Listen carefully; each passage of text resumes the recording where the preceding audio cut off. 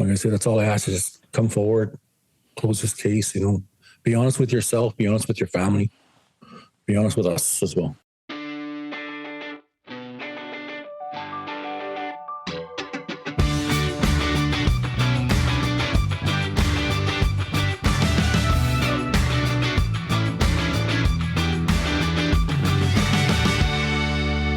Back on Closer Look on this Tuesday night with Michael Friscolanti, editor-in-chief, Derek Turner at the helm as always. I'm Scott Sexsmith.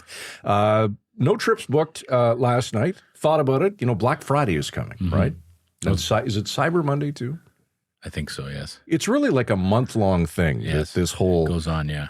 Dressed up as big deals. It's really a scam. I thought you'd be inspired to book some travel after our show yesterday, that you'd go home at night and be Googling or whatever it is you do on Expedying, however you book travel. Verbo. Booking.com. Look, you'll never have to convince me to travel this great country. Now that we've started, I want to do it. I want to check all the boxes. It was interesting, as if you missed our show yesterday, we talked about how tourism is up in this country and down in the United States. Some people are mad that we've reported that. I don't know, people get angry in the comment section. But the reality is, I think what Wayne Smith at Toronto Metropolitan University, his main point was, this is a real opportunity for the tourism industry in Canada to seize. And you could find customers for life who will start making traditions out of coming to certain parts of Canada. So it will be interesting to see what when we look back on it in 5 years. Have you traveled much within Canada? I don't travel. I traveled a lot for work. Yeah, and I think work travel. But you went to places. But even around Canada, and I love Canada. I'm very fortunate to travel in different parts of the country and talk to people and meet people for various articles I was working on. Yeah. Very grateful for that.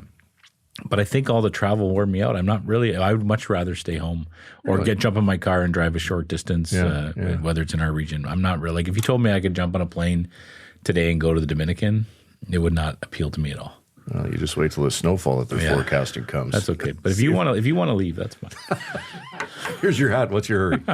Get the hell out. Oh, what is it? Booking.com? I'll book it for you. Look, if you want to write the check, I'm all about it. Yeah. Okay, very serious topic tonight. Loni Chum, a couple of years ago, the victim of a hit and run in Moose Factory, and the family, particularly Dad Robert, still searching for answers. Yeah, this is a tragic story that our team at Timmins Today has been covering for the last couple of years. Moose Factory, very far north of Timmins. It's actually on an island, right? Moose Factory on an island. It's about 300 kilometers north of Timmins. There was a tragic hit and run accident there in November 2023. A 21-year-old woman was killed. Mm-hmm. And even though it's that small community, an island community, the investigation is more than 2 years old. And there's a $100,000 reward for information leading to it. And this week, the police revealed some new information that they have about they think they figured out which vehicle was involved. Exactly. And we now have some footage of that vehicle and photos. So Robert Chum is Lonnie's dad. Yep. And if anyone has kept this case in the news, it's him.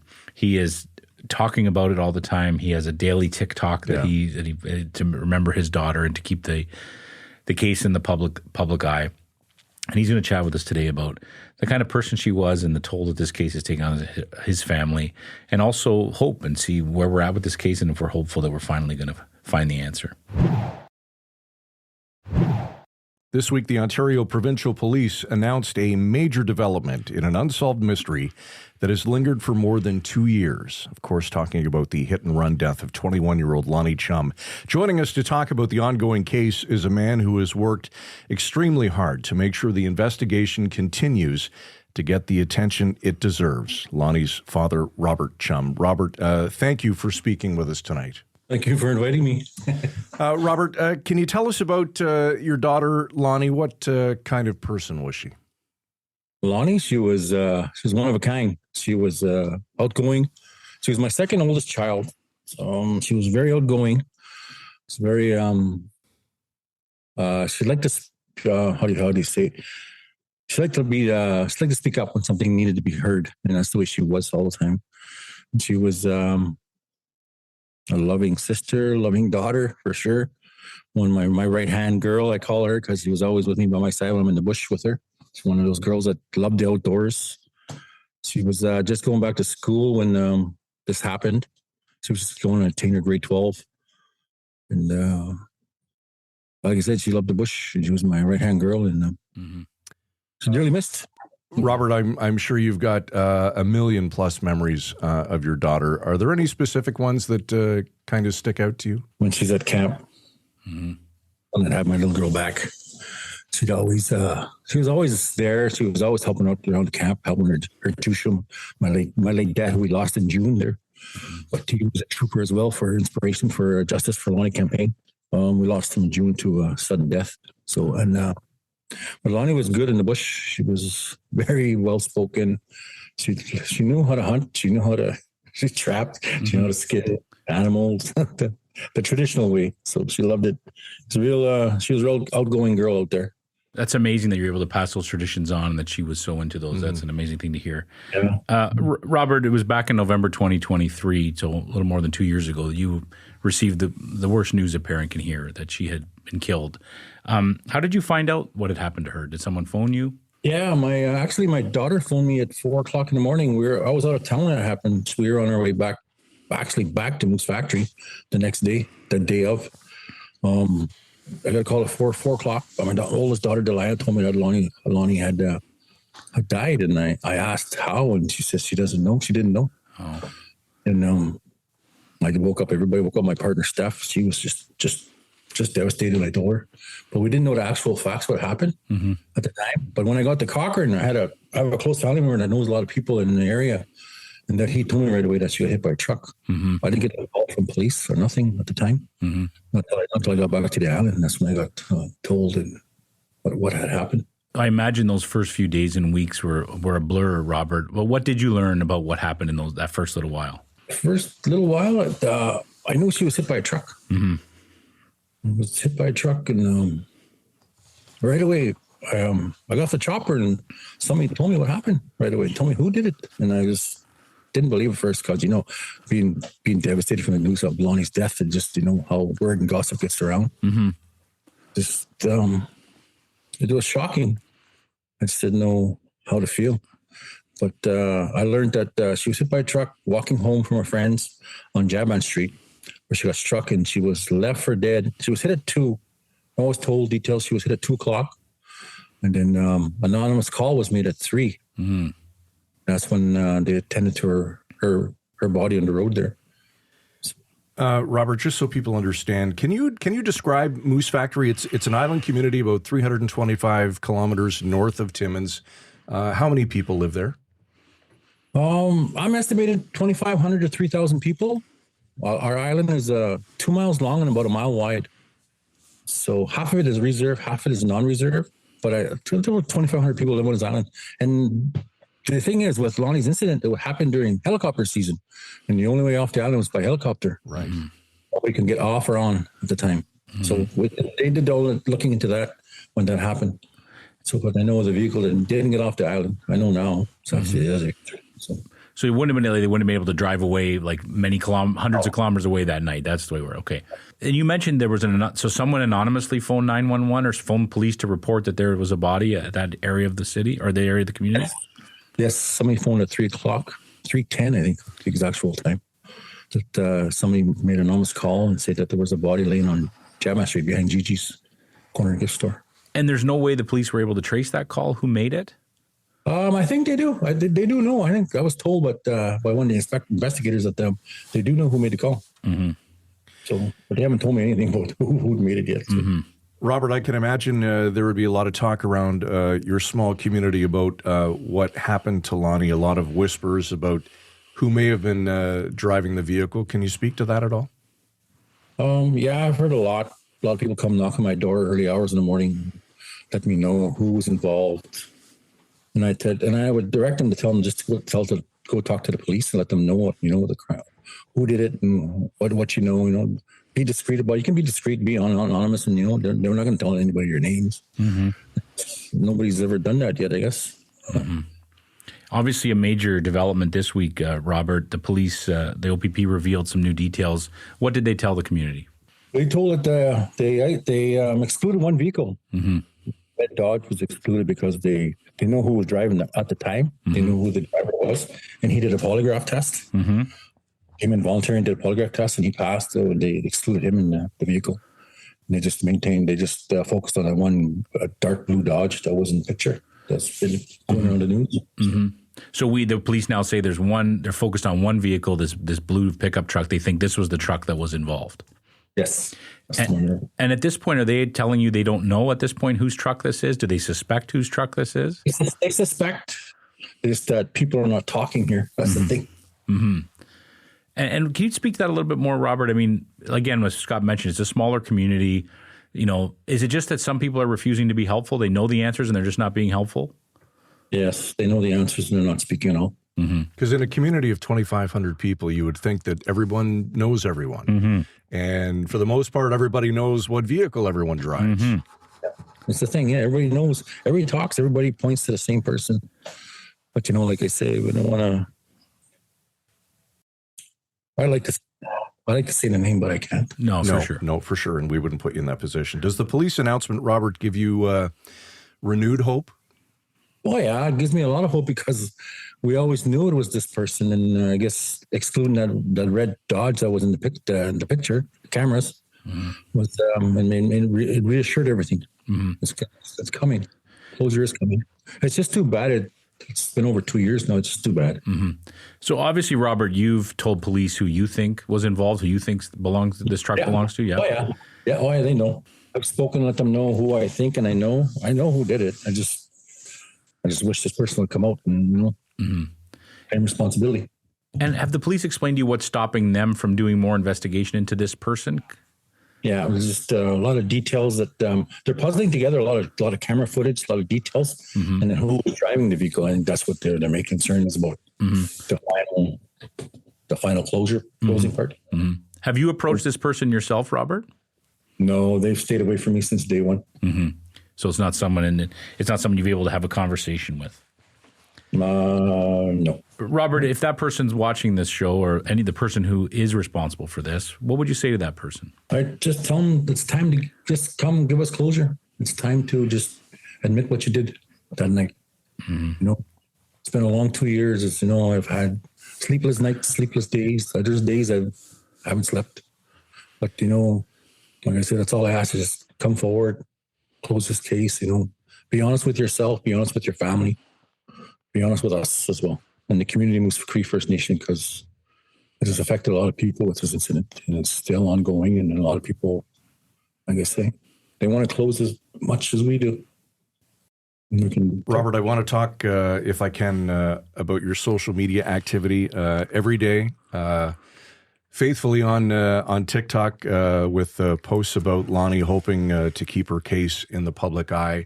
Why is that so important to you to keep doing that? To me, I think with things like being like social media has gone like beyond, right? So I want to expose what happened to Loni. I want to let people know like Moose Cree First Nation is an awesome place. Like it's my home. That was Loni's home. And this crime that happened to her, it's I want people to know about it.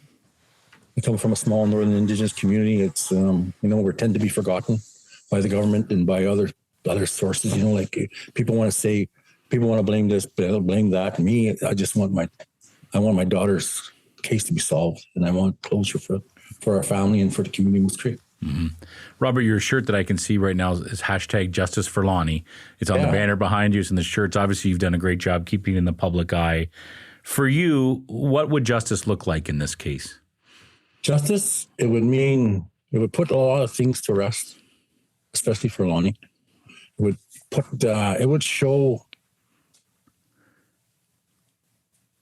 a lot of integrity as well for everybody. Like that's the support us. Like we really appreciate everybody. I've got support from all over the world doing this Justice for Loni campaign. And I never wanted to be famous, but you know, not the way I wanted to be famous. But I think knowing that what I'm doing for Loni is what she'd want me to do. Mm-hmm. It's I miss her. Absolutely. Sorry to get off course there. Absolutely. But I do miss her and wish she was still here. Mm-hmm.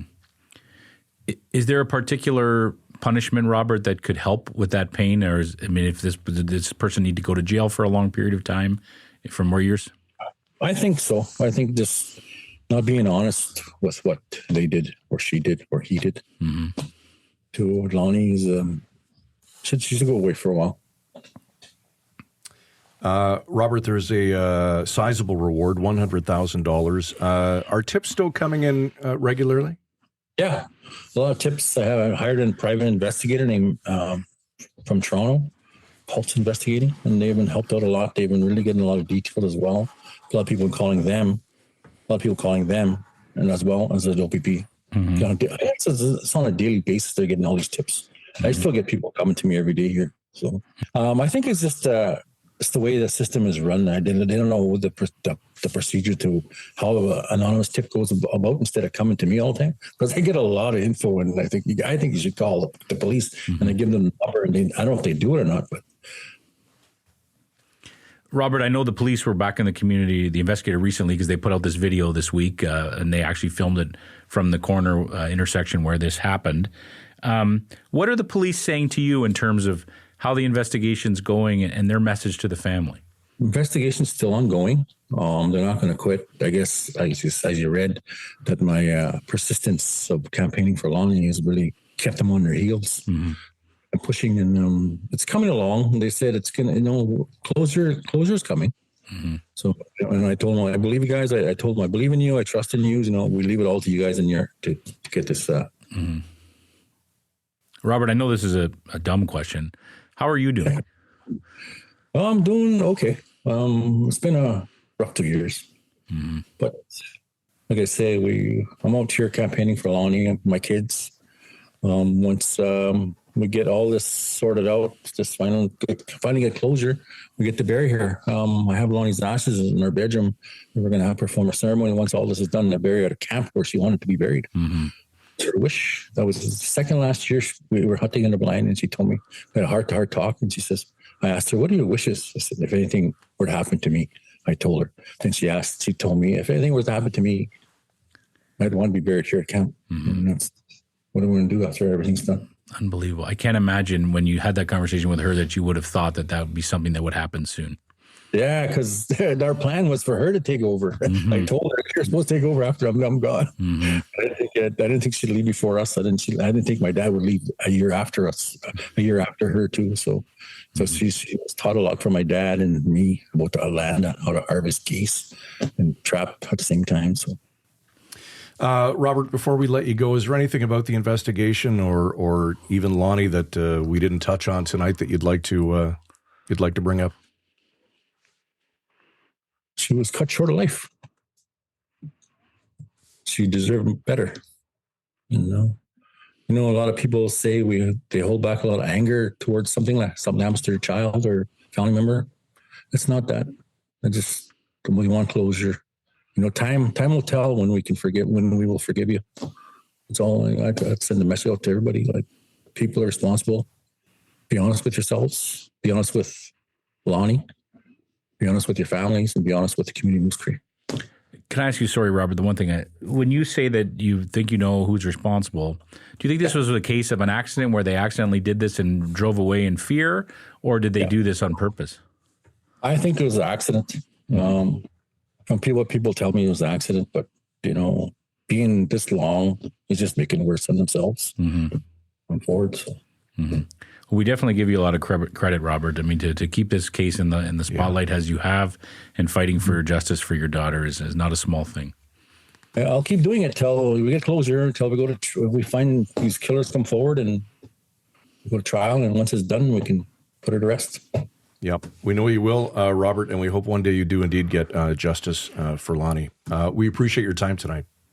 I want to thank you guys for inviting me. Really appreciate it. Thank you, sir.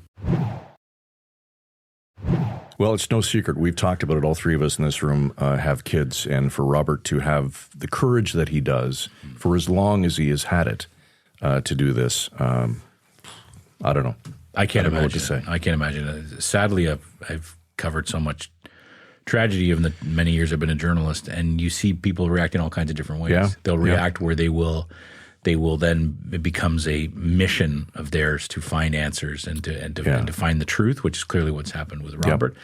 And some families, it just rips them apart, and there's nothing they can, you'd even go on. They barely function, which is, I'm sure Robert has his rough days as well.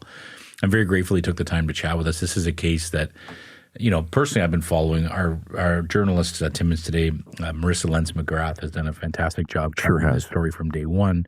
She's always leading the way on whatever the latest news is regarding this case. She knows Robert well and has talked to him many times for pieces about Loni. Again, it's the kind of conversation we want to have on this show.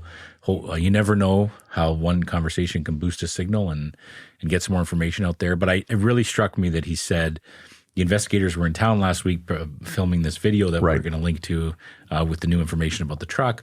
And they privately said to him, your persistence has helped drive us to keep finding answers. Yep. Because sometimes that's what happens. A case can fall out of the news and fall out of the public consciousness, and that's what happens. It doesn't get investigated. But when you have a father who's doing daily TikToks about justice for Loni, it's hard to not be motivated by that and want to do a good job and find out what's happened. It's your kid, right? And you'll do anything for your kids. For sure. And he's clearly doing that. I don't want to convict anyone. I don't know who Robert's talking about. Nope. But I can tell you there have been previous cases of hit and runs just in the last couple of years where we've seen arrests years after the fact. There was one near Guelph a couple of years ago. Remember that? Where with the white car that was hidden in a back garage? Yep.